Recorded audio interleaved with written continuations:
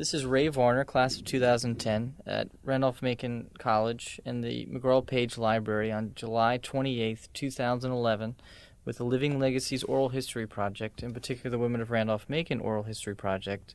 The interviewee for today is Susan Hogg, known as Susan Quinn, at her time here at Randolph-Macon, class of 1980. Also here is Kim Dutton, representing the library, class of 2011, and Claire Stevens and Jane Duggan from the development office. All right, Susan. First question. So hello. Hello. So where did you grow up? I grew up in Hampton, Virginia, down on the peninsula. So family's still there, and this was close to home to be able to not have to travel too far. And that was my beginning. So how did you first hear about Randolph-Macon College? I have a good friend who graduated from here. John Benny Graham is how he's known, and also another family member who had a friend who went to Randolph-Macon, and you just kind of hear about colleges over the years. And when I was looking at colleges, I think everybody kind of goes to the big schools. You know, everyone kind of looks at Virginia Tech, may have been VPI back when I was looking at schools, UVA, William and Mary. And I kept wanting smaller and looked at all the girls' schools, and just it kept coming back. People would say, "Have you looked at Randolph-Macon?" And so, anyway, things connect for you, and I ended up coming here. Do you remember taking a trip to campus maybe before you were a student, just to see what the campus was like? You know, I don't have any huge memory of that. We may have, because my parents, we would just kind of travel through some of the college towns, but I don't remember any formal college visit, honestly, at Randolph-Macon. But I do remember coming through town. It felt peaceful, and it felt peaceful driving here this morning. It was just kind of elicited that emotion of, you know, you felt comfortable.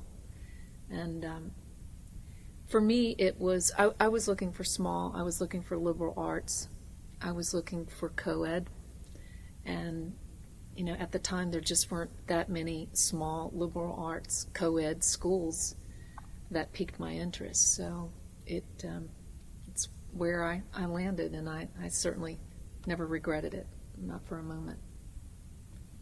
Since you said you were looking for co-ed schools, did the fact that Randolph-Macon had recently gone co-ed, did that enter into your decision at all?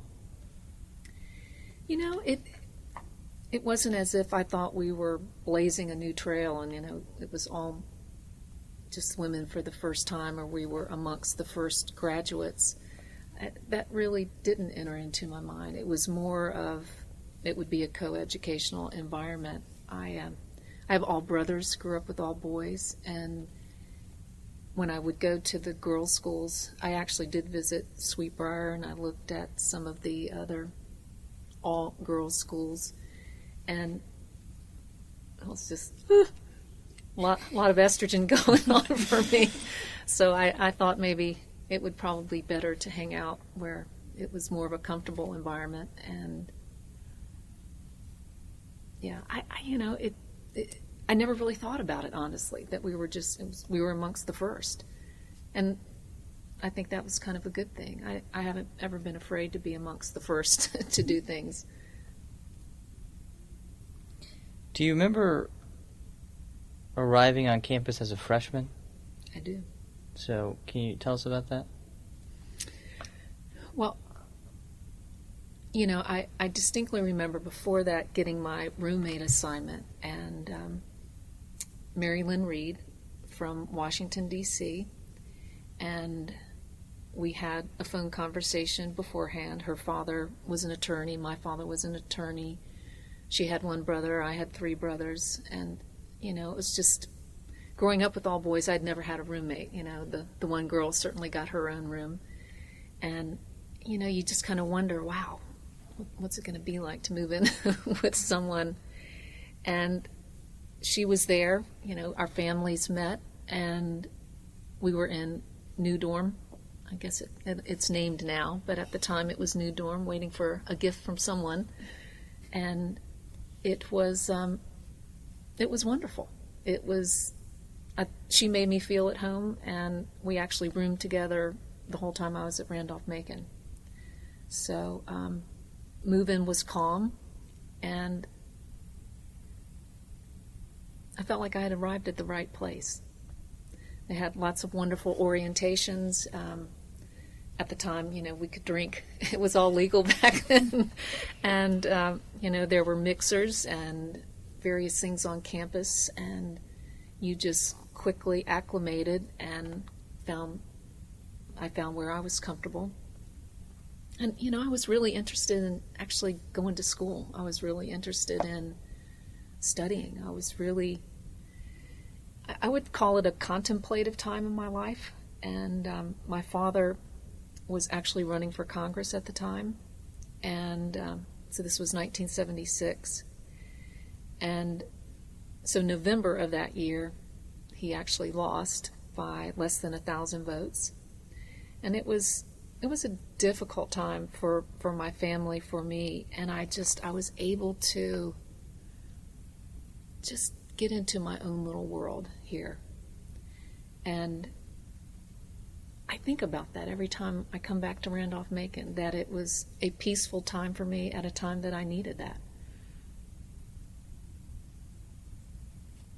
So, where were you living with Mary Reed? Mary Lynn Reed. Yeah, we were at New Dorm. Is that Conrad now? Yes, and yeah. did you stay in Conrad the whole time? Yeah, I kind of when I'm comfortable, I stay there. I'm the same way. Did a lot of the other girls that maybe would have been your suite mates, did they stay too, or? A lot of people did, yeah. I think the girls that landed at Mary Branch kind of stayed there, and the girls that were in New Dorm stayed there, and the girls who were at the motel dorms typically stayed there. But that was kind of the beauty of it. You had your different groups of friends. It's probably a random question, but do you remember what the food was like while you were here? I remembered it being okay. And I remembered Sunday they had steak. And I remember I used to love to go and have a steak and baked potato and salad on Sunday lunch. That was probably my favorite. But I would just call it okay back in the day. It's probably improved a lot, as it has on all college campuses. Yeah, exactly. And again, my mother was a really good cook, so kind of hard to beat Mom's home cooking. Yeah. So, do you remember what the cafeteria was like? Just the environment, or? Where was the cafeteria? Yeah. Well, from New Dorm, you would just take a left, and it was the teeny little building on your right before you got to the field. So, and I haven't been back in so many years, I don't even know where it is now. It's now right behind the campus center. There's that whole dining hall called Estes Dining Hall. I think where you were referring is now a weight room, I believe. Okay. Yeah, it was teeny tiny. What I remember are the wonderful, and primarily women that served the food. You would come in and you felt like, they knew your name. They would talk to you. They were just precious. And being in a small school, there was always someone that you knew. And if you went over there by yourself, you could, if you wanted to, certainly sit down and have a friendly meal with someone. So I don't have tons of memories of it, other than it certainly satisfied my needs. I didn't gain the freshman 15, but it sustained me. Can you tell us a little bit about your social life? Which activities you did, or what you did in your spare time? I'm going to answer that by first saying that when I was in high school, I was in everything. I was a cheerleader. I was president of this, and I was in so many things. when I came to Randolph-Macon, I really didn't want to do that. And I think where I was in my life, it was just I wanted to study, I wanted to read, I wanted to write. So I think socially I was a little bit quiet, and I was appointed to a judicial council towards the end of my years at Randolph-Macon, and so it was, if someone had an honor violation, it would come to us. So that was the one thing that I was appointed to. I was a little sister at Kappa Sig. I don't even know if they're still on campus. Yeah. And I was a student. And I didn't do a whole lot more than that. And being someone that's really involved, and I have a hard time saying no, I know that sounds strange to not be involved in 50 million things, but that's what worked for me at the time. I'm curious, what exactly was the Little Sister process like? I mean, how did you become a Little Sister of a fraternity? No, someone just sort of tapped me and said, you hang out here a lot. So, it was just, of course, there were no sororities at the time. And we would be a group of girls that sometimes we'd cook spaghetti on a Sunday night, and we would try to tell the guys to kind of seriously straighten this place up. It's out of control. And, I think it was just the group of girls that hung out there. But there were so many. We didn't have a ton of fraternities, and we still don't. And you sort of knew everyone, but you always kind of hang out with the group that you know. There were a lot of football players on there, and they had fun. Was there an initiation of any sort, No. or not formalized? Not formalized at all. So what would you think would be the difference between a girl that would just, I guess, hang out at Kappa Sig and then a little sister? Would there be any difference between? Was it just title? I think we were just kind of the chosen group. Yeah.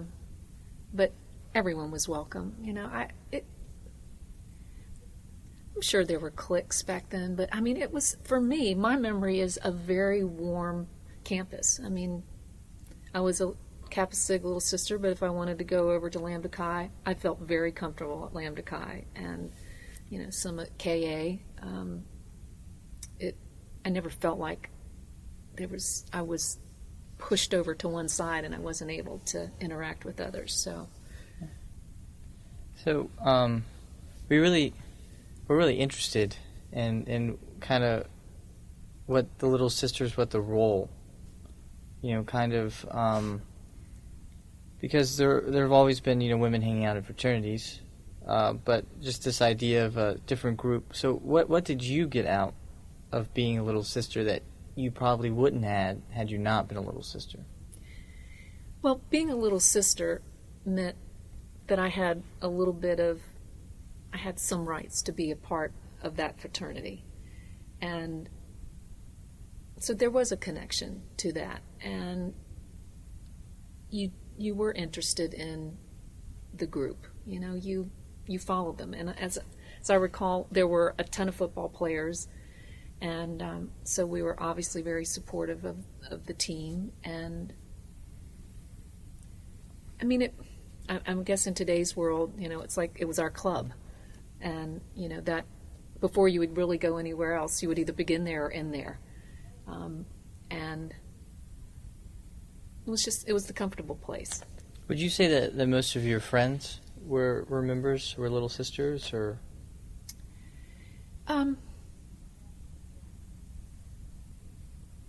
I wouldn't say that at all.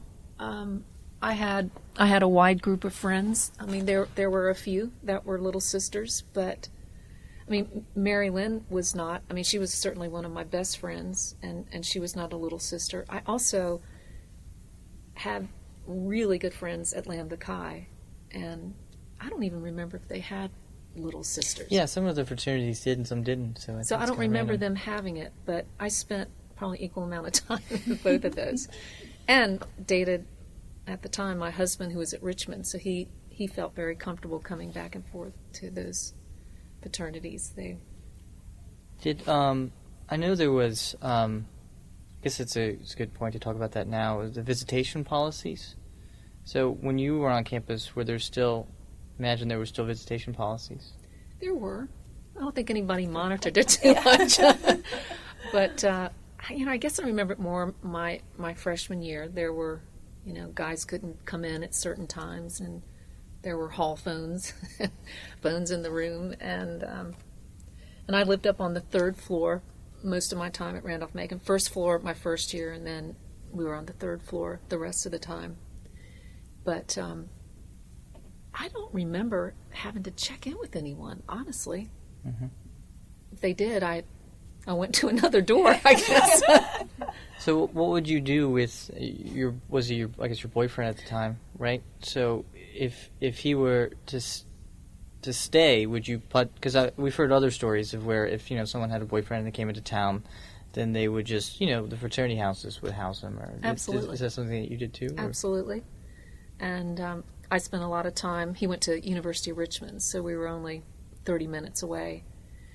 And when I went there, I stayed on the West Hampton campus. At that time, it was two separate. The guys were on one side of the lake, the girls on the other. So it was definitely a little bit stricter, I'm sure, than maybe it is today.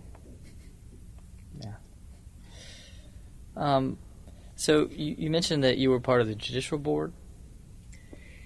That's my recollection of what it was called. Isn't that pathetic? I'd have to look and see. But we handled honor violations, and people that were caught cheating would come before this board. And it was I was honored to be a part of that. And it's never easy to be in a situation that you're judging your peers, but it's an important thing to not cheat your way through school. What would you say?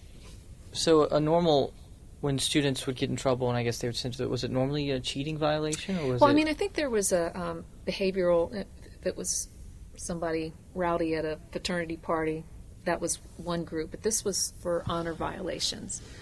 And I don't think we had a lot, but we did have a couple of cases when I was here. And if somebody is caught cheating, then there are consequences for that. Exactly.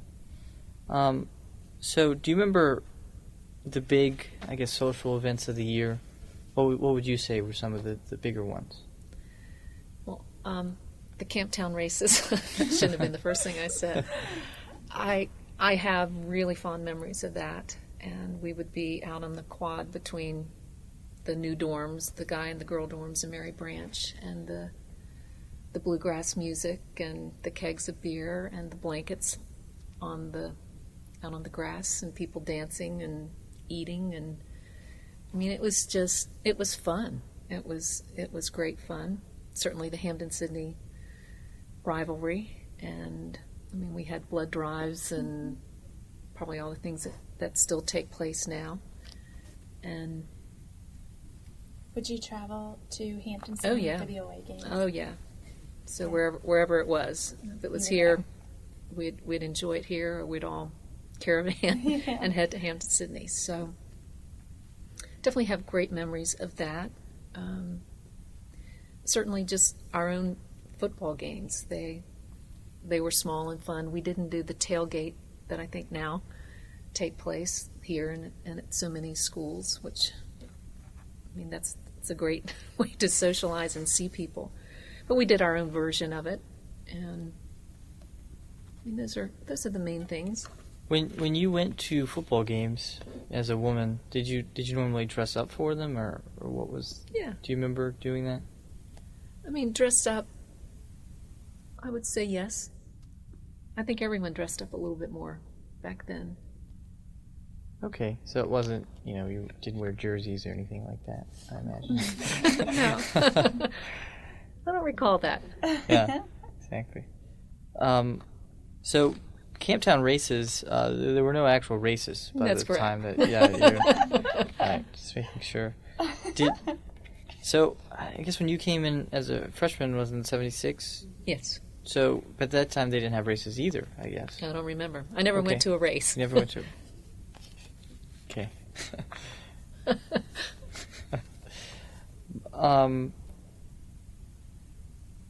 Okay.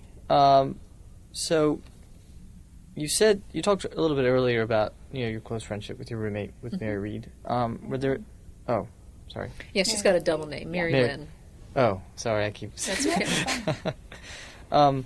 So who were some of the other women that you were close with, or maybe the men too? What were Well, Mary Lynn certainly is at the top of the list, and we still have communications today. In fact, I called her last weekend. Haven't heard back from her, but she's an attorney up in the D.C. area, and I was in her wedding. She was in my wedding, so we've had a long, wonderful friendship. Nancy Williams, she's now Nancy Christofac, and she married Bobby Christofac, who was also a graduate from Randolph-Macon. We were both political science majors, and we both thought we wanted to go to law school, and neither one of us ended up going to law school. Bobby's a very successful person in the insurance industry here in town, and Nancy has been a full-time stay-at-home mom with all of her kids, but still stay in touch with them a little bit, not as much. Parker Arthur, who was a Lambda Chi out of Roanoke, he just a great guy. We were kind of known as Parker's Angels back in the day. I mean, he would just called him PA. He would hang out with us a lot. I would say I had a lot of guy friends too. Just really, really nice guys. So my brain is like drawing a complete blank. There, Leslie Cortez. She married Larry. Leslie Davis, I think, is her maiden name. A lot of people met here and married, but they. In fact, I just saw them at a University of Richmond football game last fall, and it was like we had left campus 3 years ago. We just picked up right where we left off, and where her kids, everyone's kind of grown and gone now out of college, but I felt like they looked identical to how they looked in college. Larry was a football player, and I think that what's interesting for me, you get out of school, you get married, you have your families, and you get sucked into this vortex of living. And then your kids are grown, and then all of a sudden it's like, whoa, there's a world out there still. And what's neat is to be able to make the connections back to the school. And I know that people have probably done it much more successfully than I have over the years, but it is fun, and I look forward to continuing to do that. Would you say? It seems like your friends came from, there was no real one circle where your friends were. They're pretty I'd much. say that's kind of who I am. Yeah. So, kind of switching to academics now. So I guess you mentioned you were a political science major. So did you come in thinking that you wanted to be a political science major? I thought so. My father was an attorney, and my mother was a stay-at-home mom. I thought his life seemed a whole lot more interesting than her life, so I wanted to move in that direction. He was with a small law firm in Hampton and was involved in politics, so he was involved in both. He was a judge at one point. But I thought that might be something that I wanted to explore, so immediately moved in that direction. My roommate was also interested in that, and we just kind of said we're going to do political science, and we never really looked back.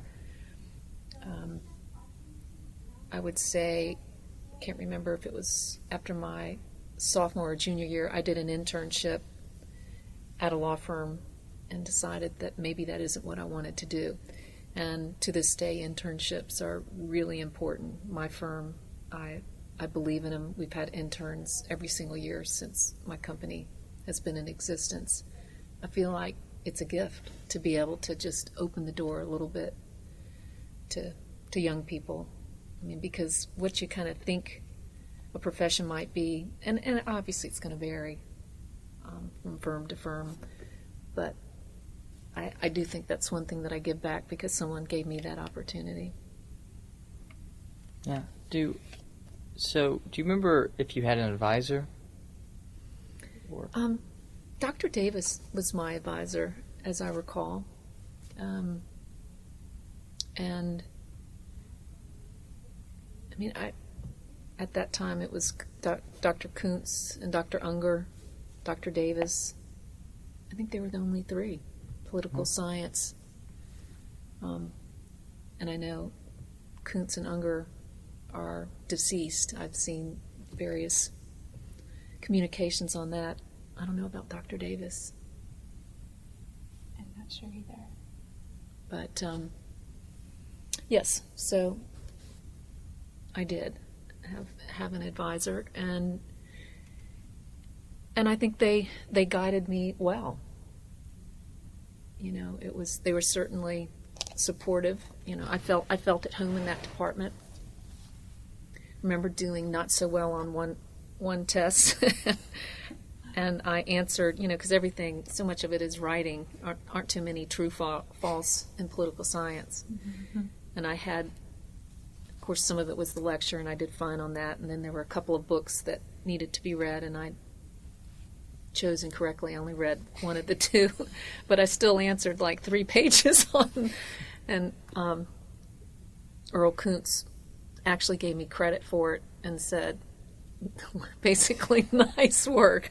Nice BS on that one. I got to give you some credit for it. That's great. So, do you feel like they were influential in your college experience, your professors? I thought they were great professors. Randolph-Macon was challenging academically. My husband was at University of Richmond, and he was an econ major. And I can remember when I took econ, I would share, I was like, gosh, I'm struggling with this. And he'd be, wow, this is really hard stuff. It's not so hard over there. And philosophy, Dr. Panel, I mean, it just, critical thinking was definitely honed in on here. Not that you didn't have it in high school, but there's nowhere to hide. You know, it's not like you have a class of 200 and 300 and you can kind of show up and do well on your multiple choice or your true false and kind of get by. You were pretty exposed, but that's what I liked about it. And you were accountable. They knew if you didn't show up at class. They knew if you didn't do well on a test. I mean, I did well here at Randolph-Macon, but if I remember not doing well on a constitutional law test, and basically they followed up with me and said, what's going on? What happened?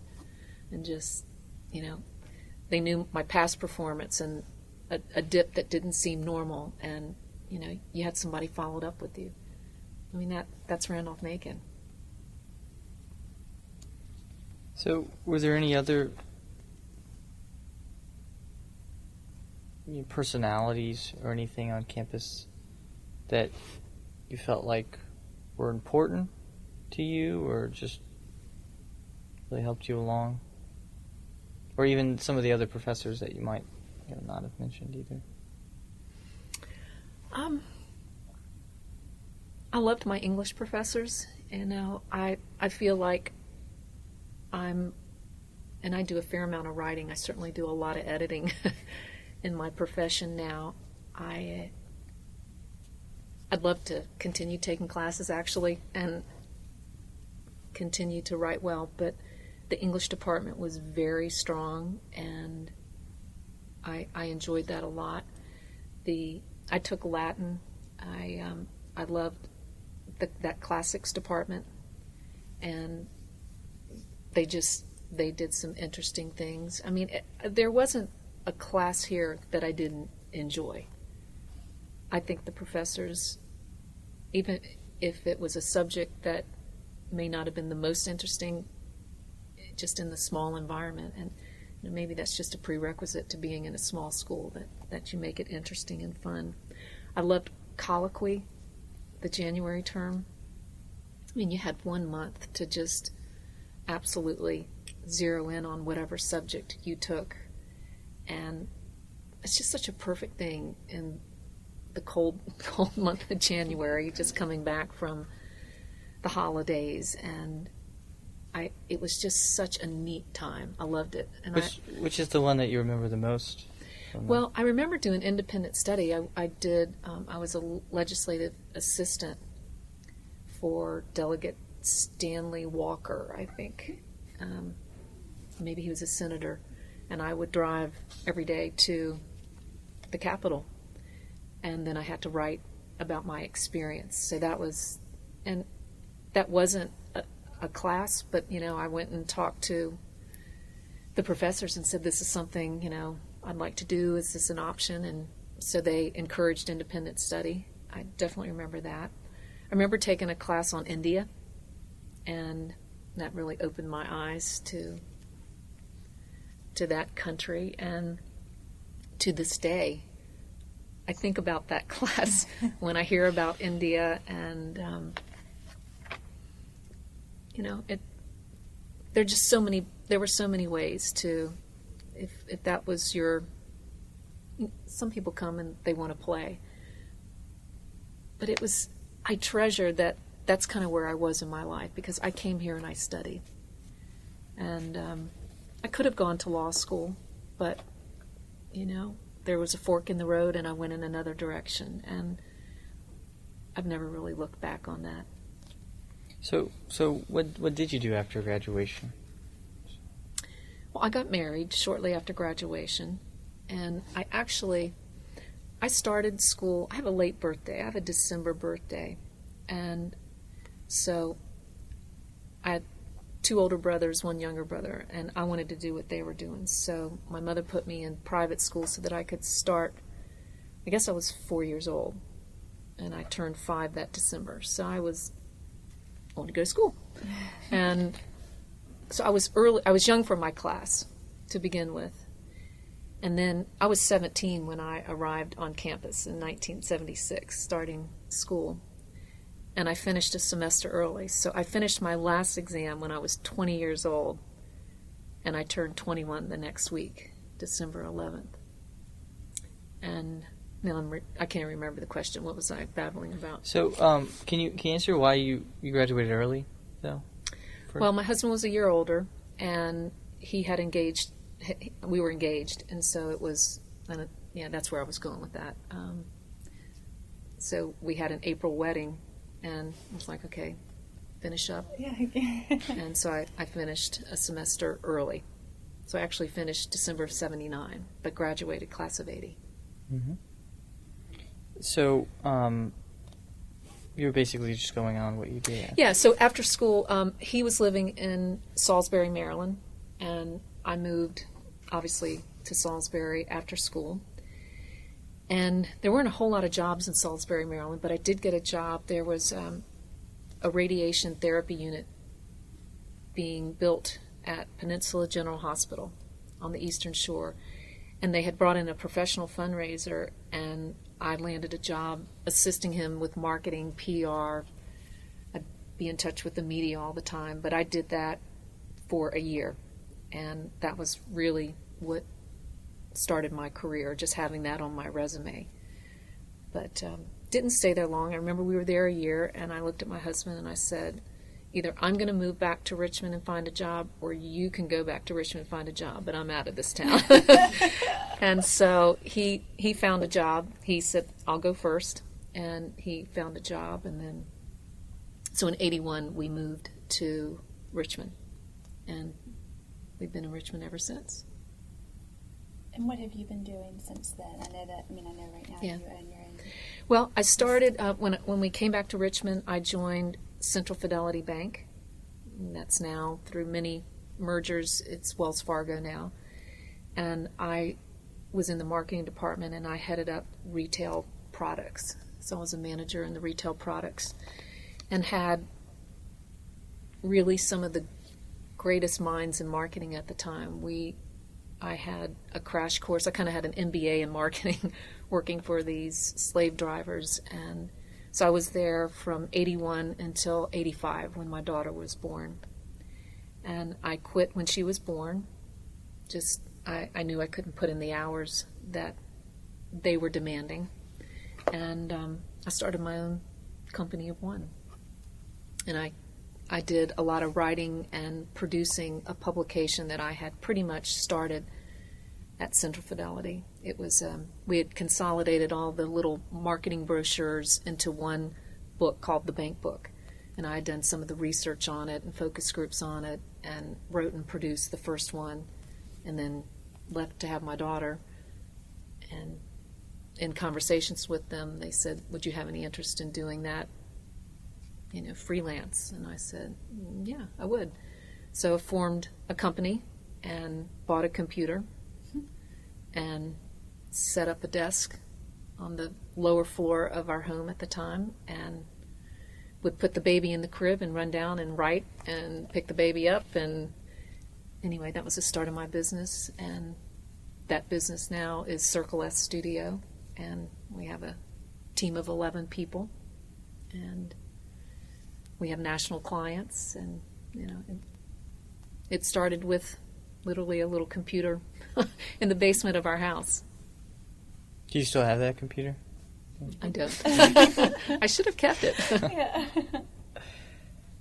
So, how do you, obviously, it's not political science, but do you still feel that the liberal arts education was important in a sense? Oh, yeah. Prepared you, I guess. Yeah. So, how do you think it's helped you?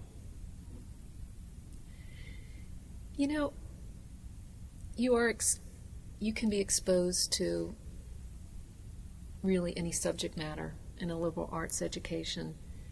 And I feel like liberal arts is about critical thinking. And that's really what you need to have to be successful in a career. And I did well here, and it gave me confidence that I could do well in a career. And each phase you just kind of continue on. I recently, for my team, we did Marcus Buckingham's Now Discover Your Strengths, and it kind of, you go through an online exercise and it will highlight, I guess, on any given day what your 5 strengths are. But one of mine is that I'm a learner, and I love learning new things. To this day, someone says, like, what would you do if you retire? The first thing I'm going to do is I want to do continuing education. I want to go back and take a class. So for me, I like smaller groups. I think there's a lot you learn from conversation and collaboration. And I think Randolph-Macon epitomizes that. I love lectures. I love the intimacy of the small group, and my company's small. That's who I am. Not to say that people that leave Randolph-Macon only stay in small places. That was just what's been important to me. I don't really want to grow a company of 500, 1,000, but I think I got certainly the skills to allow that first leap, no question. So, how would you say, you mentioned a little bit earlier, people fall into life or whatever, but how have you stayed in contact with the college since you've graduated? Well, communication is a two-way street, and I don't think I did a great job other than stroking a small check over the years. But I don't think Randolph-Macon at the time necessarily did such a great job either. I think in the last 5 years that has changed and it has improved. And for the first time, a member of the alumni group reached out to me. I've been living in Richmond since 1981 and said, hey, I want to take you to lunch. And we sat down and we had lunch, and why don't you come back to campus? There's so much going on. So I've been much more involved, and I mean, a teeny bit. I will continue to be involved because I love Randolph-Macon. It's definitely been an important part of my life, and I can give back now where I couldn't, managing a company and juggling 2 kids and everything else that happens. But I would say I have come back to football games and to a reunion, and I do the Macon Connections, which is a group of women. Jane is great in staying in touch with me. You know, I'm a type person. Unfortunately, sometimes I wait for someone to contact me. I'd love for you to be on this board. I'd love for you to do this. And that's maybe not the best way to do it. I mean, if there's something I want, believe me, I go after it, and I decide it, and it happens. But I also want to know my way around and where I want to spend my time. I don't just plop in anywhere and do it. So I'm kind of exploring it again to see where the best fit is, that where I can give back and where it's authentic for me and where it can make a difference. And but I'm proud of the school right now. I think there are a lot of really positive things happening, and not every school needs to be huge, and not every school needs to, you know, have this unbelievable campus. I mean, the differentiators here are, it's in Ashland, and it's not a sleepy town, but the quietness appeals to people. So I mean, it's just honoring what makes this place unique. And I think the current president, I think the team that's surrounding him, everyone is on board with that. And I think great things happen when you're comfortable with who you are. And I think this school is getting comfortable. And I think great things can happen. If say you were meeting a freshman, the entering freshman now at school, and you could give them any advice, you know, from your time here at Randolph-Macon and your experience, you know, afterwards, what advice would you give that entering freshman? I would tell them, while it may be the best 4-year vacation of your life, just throw yourself into the academics, and every single day make sure you're learning something new, and make sure every single day you're being authentic to what's important to you. I mean, it's really about finding, you know, the core of what gets you excited. And I think if you can spend time in an academic environment, and if you can find out what really piques your interest and what really gets that energy flowing, and then stay on that path, I think life opens up many doors. I think if you try and do what someone else thinks you should be doing, then you kind of fall into a path of, it's not exactly what you want, but really honing in on your strengths and honoring what resonates with you. And I think you can find it when you have time to be quiet and thoughtful.